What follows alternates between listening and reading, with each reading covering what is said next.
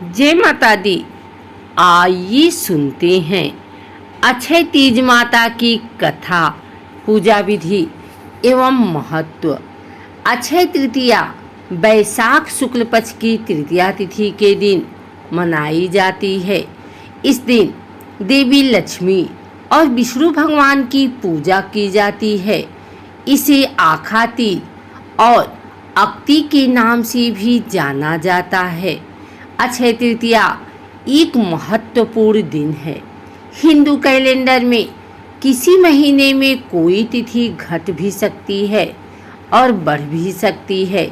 जैसे किसी महीने में 11 तिथि 2 बार आ सकती है या किसी महीने में 10वीं तिथि के बाद अगले दिन 12 तिथि हो सकती है।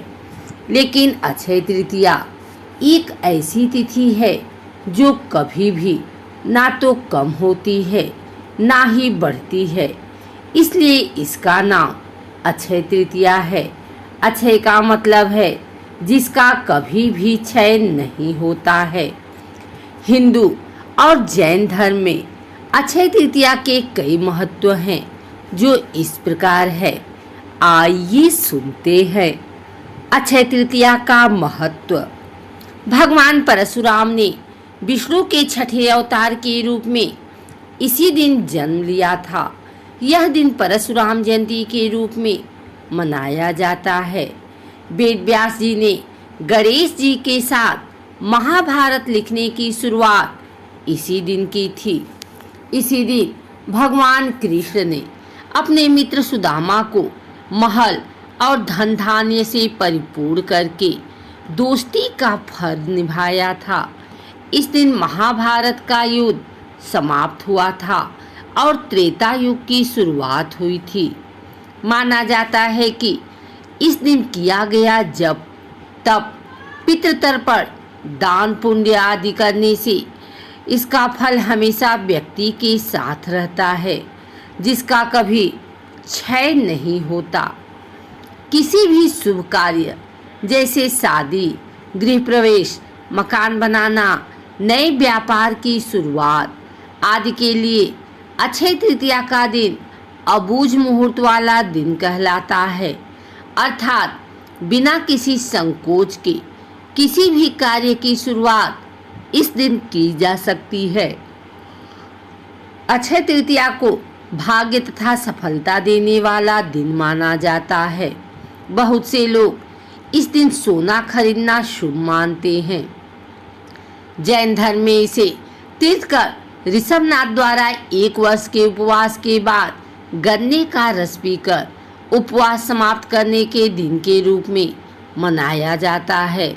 जैन धर्म का पालन करने वाले लोग इस दिन सिर्फ गन्ने के रस पीकर व्रत करते हैं। अक्षय तृतीया के दिन गंगा नदी स्वर्ग से उतरकर धरती पर आई थी। इस दिन गंगा स्नान का विशेष महत्व माना जाता है। प्रसिद्ध 3:30 मुहूर्त में अक्षय तृतीया का दिन भी शामिल है।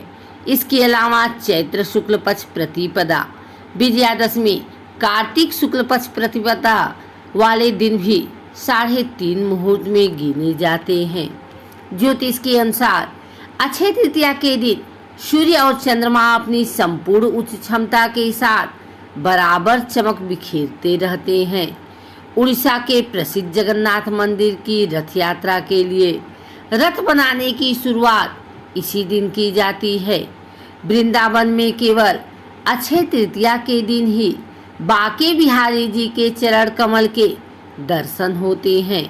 4 धाम की यात्रा के भगवान बद्रीनाथ के दर्शन अक्षय तृतीया के दिन से ही खोले जाते हैं।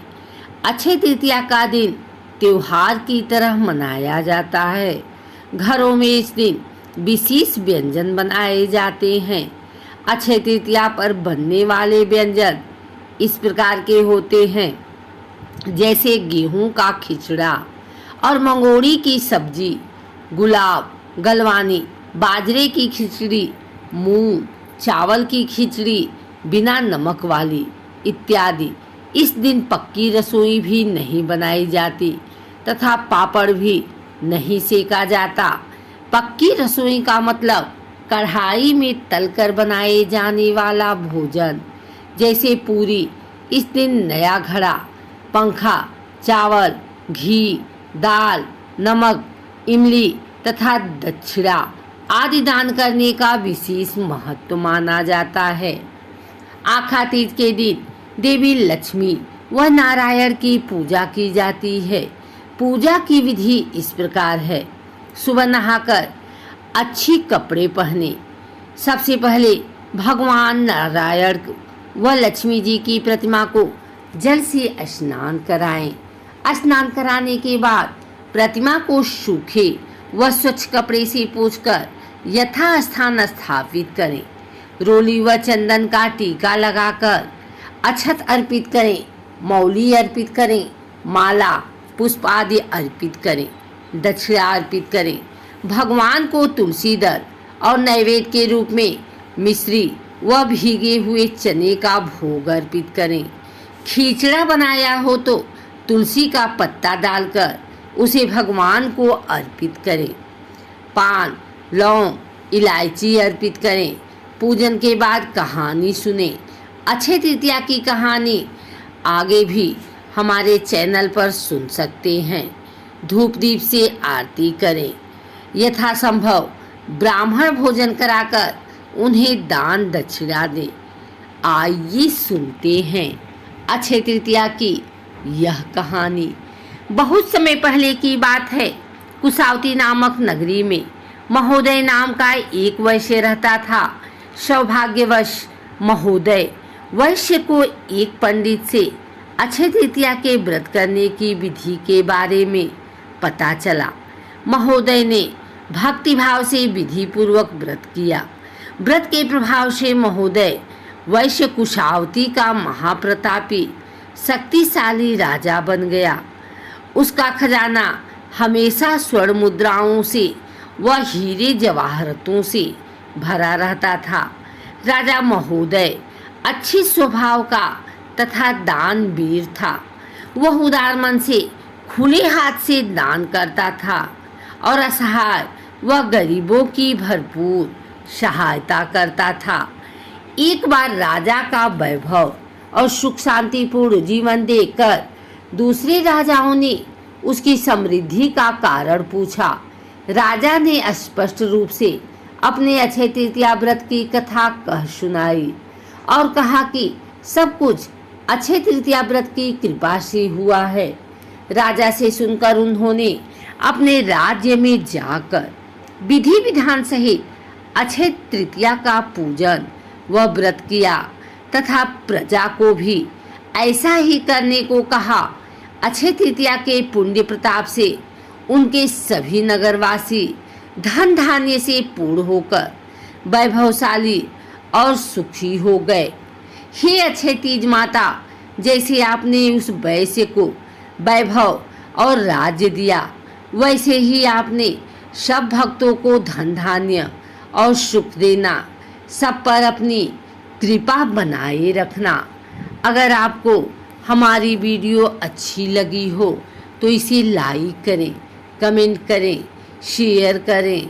हमारे चैनल को सब्सक्राइब करके बेल नोटिफिकेशन ऑल पर सेट कर लें ताकि आगे आने वाली वीडियो सबसे पहले आप तक पहुंच सके। धन्यवाद।